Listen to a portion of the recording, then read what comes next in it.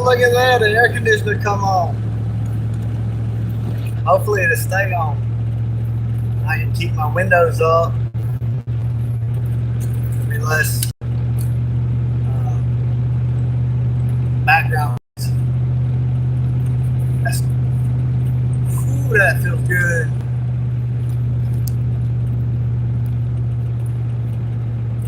Got hot today. It started to cool off lately, but the sun is bright today. I think I got milk at the house. I don't know if I got water or not. I need to get water to flush the toilet. I'll probably just go to Lee's. Ain't got no buckets on my truck right now.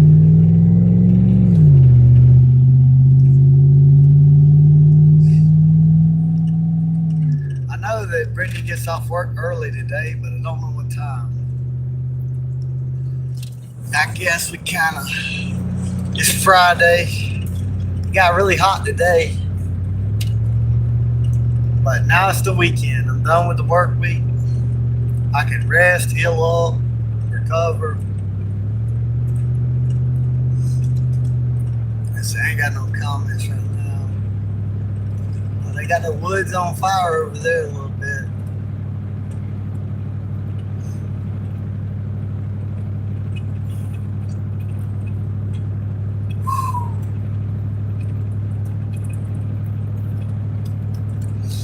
Well, I'm about to.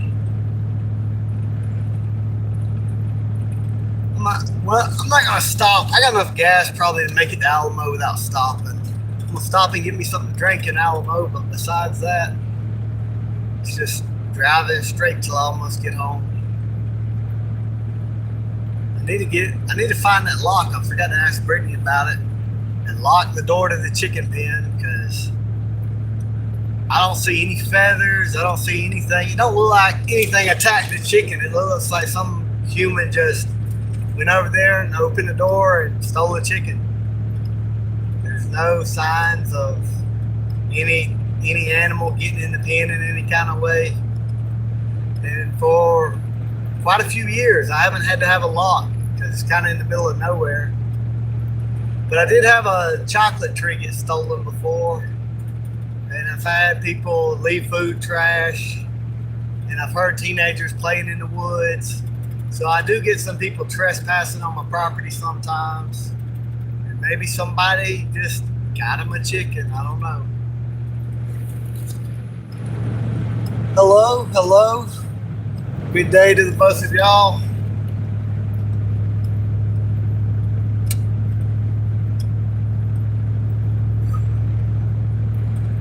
You ever get really hot working in the heat, and then you get you some ice cold water and it almost sends you in the shop, gives you brain freeze? You're like, dang, I might pass out. Too big of a temperature change all of a sudden. That happened to me today.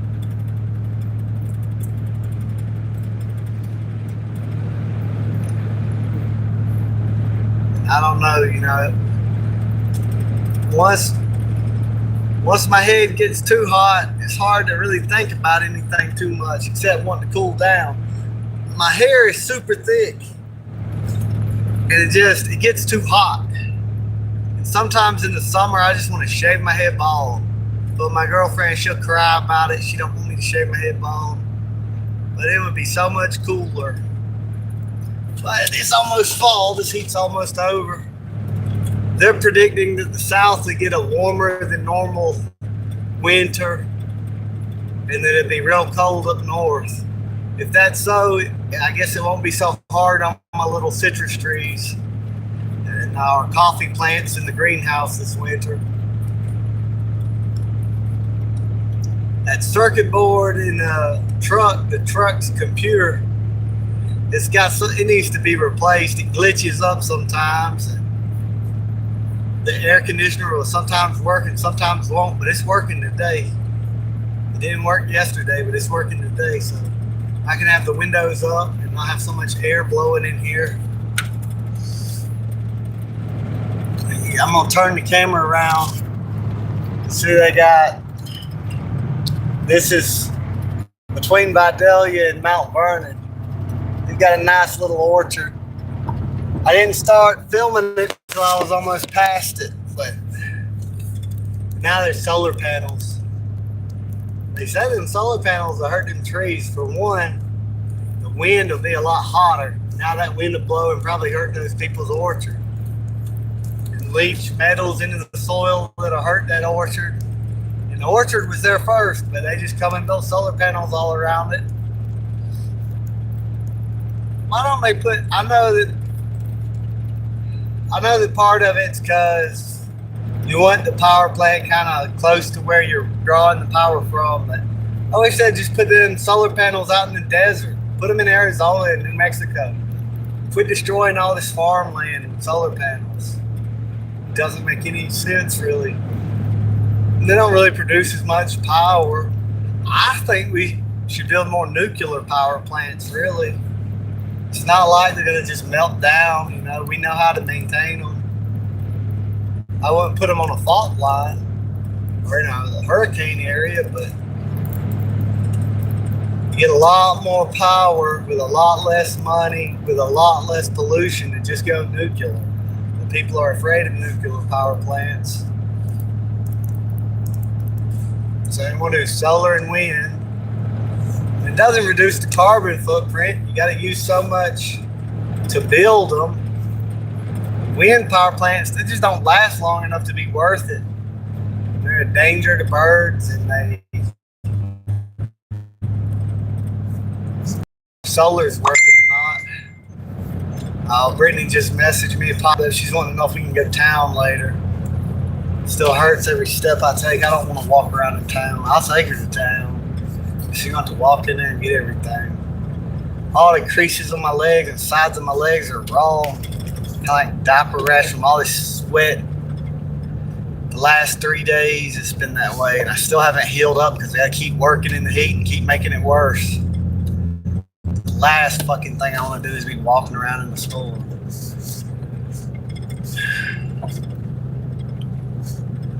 Well, sometimes you just gotta do what you gotta do. No thanks, this is America, not Fukushima. Well, I mean, like, look at America, though. Has America been a Fukushima? Has it been, what was that meltdown in Russia? Where everybody cut corners? You know, like in Japan, that big old tsunami that hit, they got a nuclear power plant right there where it could get hit like that. The Soviet Union was being lazy and didn't cool down. What was that? Chernobyl. They're just cutting corners, being lazy, and not cooling the reactors like they're supposed to. But America, you know, they used to, the technology was new, but America maintains this nuclear power plant here in Baxley just fine. Besides 3 Mile Island, none of the rest of them have ever melted down. And you know, a lot of people are going to be afraid of it, but there's plenty of places in America in the middle of nowhere where you could put a nuclear power plant where it wouldn't get no hurricane, no earthquake, no tornadoes. There's plenty of places to put nuclear power plants. And they just give off a tremendous amount of electricity for a very cheap price with very little pollution, and there are responsible ways to store the nuclear reactor waste until it just decays over the years and isn't a problem anymore.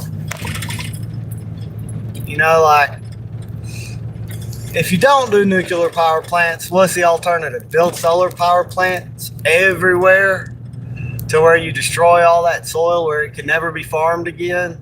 Where you create all these areas where the air is superheated up and now you have more storms around them. Or what? Like wind power? Like solar and wind, it's kind of cool because, you know, you're just getting power from the wind and the solar. But hydroelectrical power and geothermal is probably better than that. It just doesn't give you a lot of power. They don't make a lot of electricity for their cost.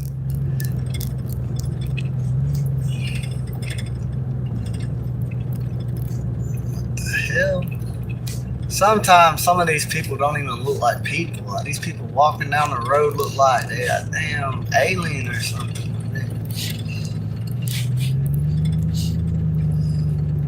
You just see a lot of weird stuff you didn't used to see. I don't know how it ever got fashionable to have like green hair and, you know, all these bright colors and all this 28 piercings in your face and shit. What the hell?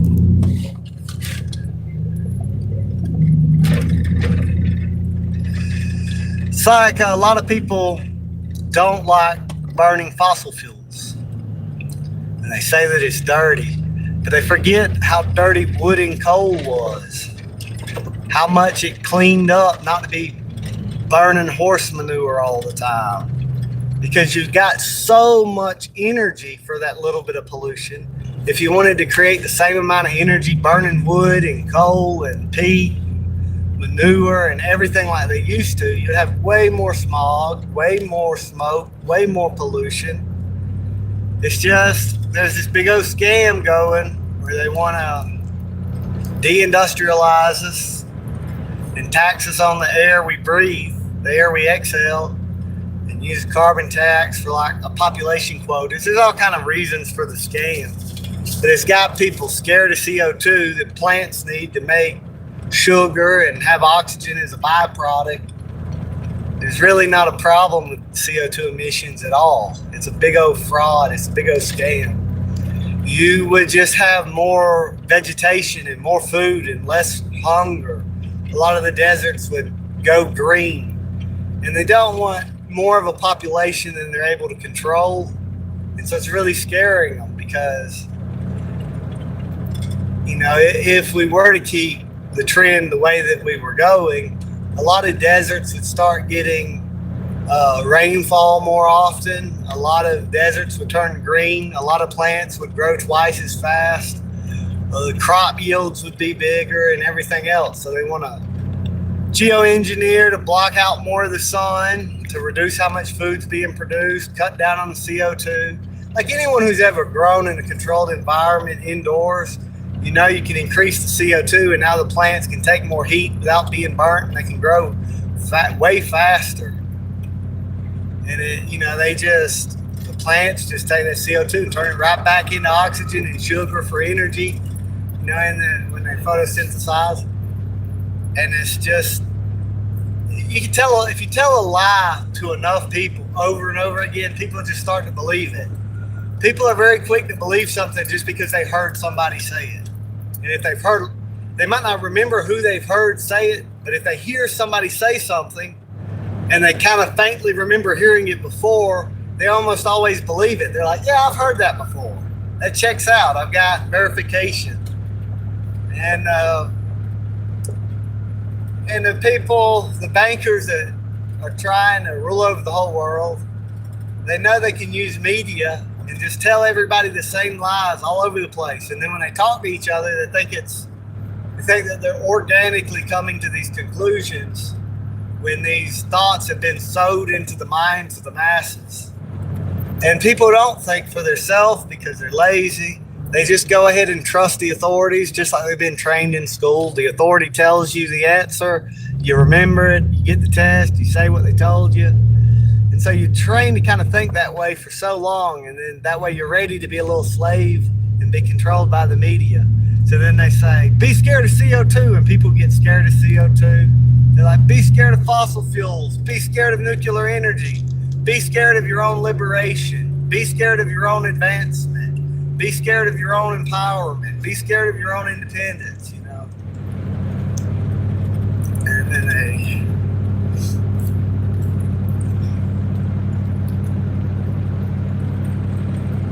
but power grid is stressed in a lot of countries. And, you know, it's really it's a waste to build all these nuclear missiles that could have just been running power plants. Could have just...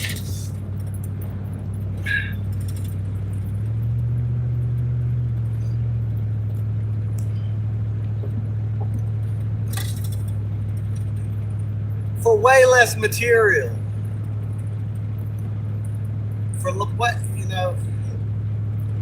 we're having a problem in America though, where our population is shrinking, and the people that are coming in, frankly, don't have the IQ to replace the people that maintain our nuclear facilities.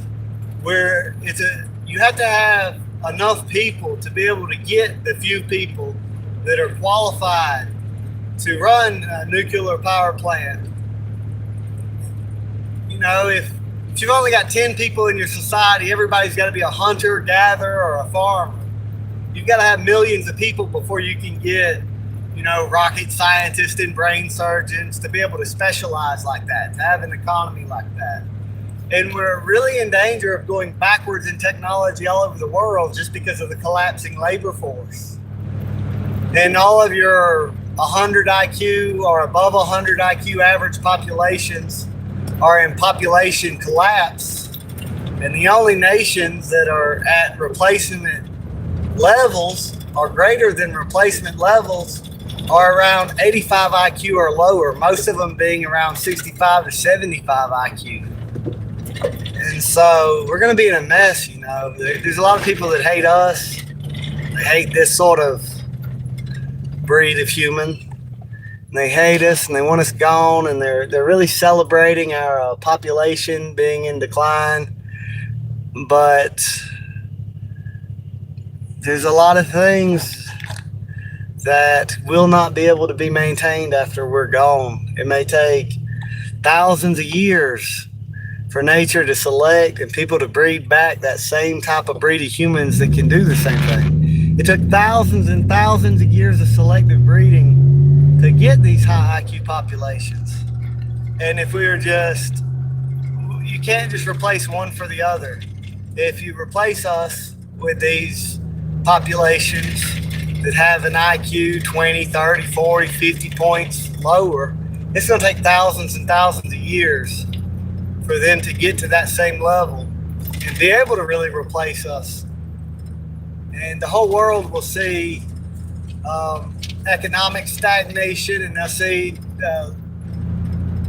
not progress, but regression back toward, it's like it happened when the Romans didn't have enough people. They weren't having enough people to keep their society going, and Rome become like a ghost town before the Muslims begin to take the Roman land in the east or the Germans taking the land in the west. And they went from being about at the technology of Christopher Columbus to going back in technology. And it taken damn well another 1,000 years to get back at the point that they were at before. So when you get to Christopher Columbus, you're getting back to the level of technology of the Roman Empire. Everything went backwards for a long time. And they talk a lot about why that was, but they leave something out. They don't talk about the brain drain that occurred. They don't talk about the IQ difference between the Latin Romans and the people who would replace them. And that had a lot to do with it. Now, any civilization at their peak is going to decline because of atrophy. Once you get too safe, once you get too rich, there's no pressure on you to keep advancing. And once you have all these, you can just look up anything on your phone, your brain stops keeping a memory. It goes into atrophy. When you have all these different tools to do the thinking for you. And so it is true that we have a higher IQ, but it is also true that as we've been testing it, it's been dropping over the years. It's going down in all of the civilized world. The IQ is slowly dropping. Maybe processed foods, maybe pollution, maybe just atrophy. A lot of it's atrophy. You don't use it, you lose it. And so,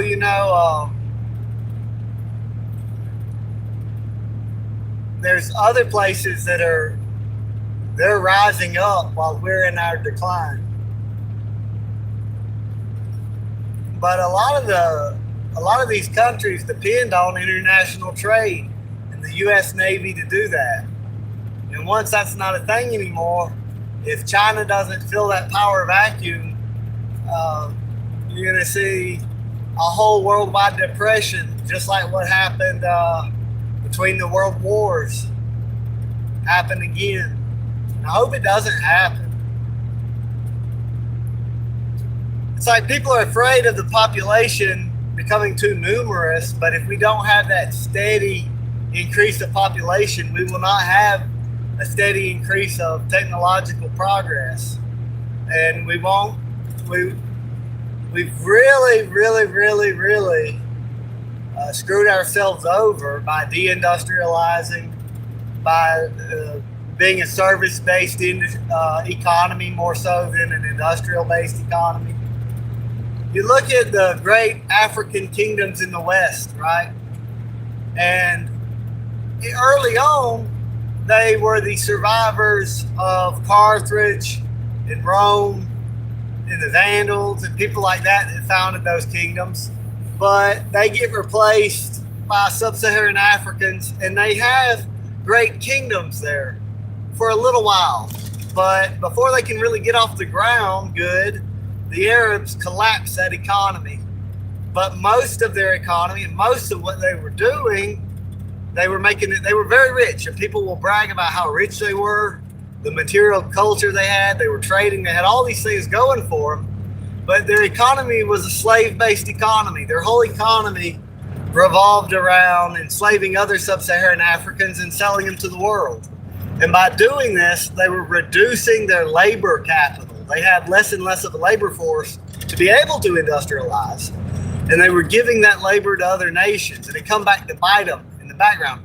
Because you can't last long-term doing that. You can't last long-term by selling your people off into slavery or selling the neighbors into slavery. You need to be producing something. You need to be building something to sell.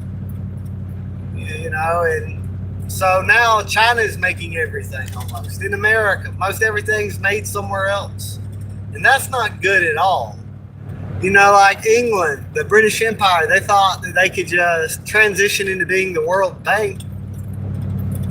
And this caused them to have to fight a lot of people unnecessarily.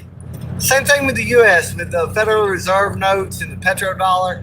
This causes America to have this weakness where they always have to get involved in all these wars to try to keep propping up this fraudulent currency that we shouldn't even have in the first place. We should go back to an honest currency, an honest standard weighted measurement, not something so easily to manipulate and steal through inflation. I hear, remember when Barack Obama ran, I heard some very naive, gullible people saying, "Don't you want change?" And I'm looking at the man, and he's surrounded by Wall Street Jewish bankers. And I'm like, y'all really think that if you pick a young black guy instead of an old white guy, everything's about to change? And this young black man is surrounded by the same Jewish bankers and Jewish Wall Street people as the old white guys. You're not going to get no change. But they fell for it. And it was the same old thing again. And it's the same thing with Donald Trump. People were like, oh, he's going to drain the swamp. He's surrounded by Jews. His grandchildren are Jews. His Jews are. There never was going to be a draining of the swamp.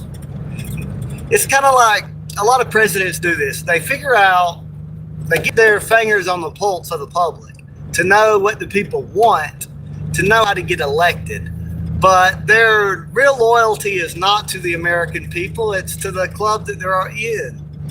They're Rothschild agents. It's time people realize that. And we're never going to change anything if we do not deal with the Federal Reserve. If we don't pull that out, if we don't get some kind of honest money, the Federal Reserve, they'll keep printing up money and giving it to the people, that they want to give it to. And they'll always be able to buy things cheaper than everyone else because they'll be able to buy them before the money gets into the currency gets into the money supply and inflates the currency. That'll cause prices to raise. And they can just print up money to give to people. They can print up the money to give it to AIPAC for AIPAC to bribe all the politicians. And no one's ever able to be president unless they are in league with the Federal Reserve. They all have to sell out to the Jews. And so if you're not willing to deal with that issue, if you're not willing to deport the Jews, you're wasting time trying to deport Mexicans or Muslims. It's a waste of time. It doesn't matter. They're going to keep having judges overturn stuff. They're going to keep paying people to come. They're going to keep putting people with opposite cultures here. You've got to deal with the root of the problem. And the root of the problem is the Rothschilds. If you're not going to deal with the Rothschilds, just quit pretending you're going to reform anything. Bro, I'm live right now. That's YG Guala. Go check out his music. Check out his music. Check it. What? They want that rapper blow on. Yeah. Yeah. Look, we ain't even doing it like that. Y'all see that? Y'all see it? Come rapper do. Oh, got that paper now. Come rapper do. I got to get me something to drink. He thirsty. How you been? It's hot today. This sun's hot out there. Going on 4 months. Man, we be 4 months. No smoke. That's good. That's bad. Yeah, no, that shit drive me crazy.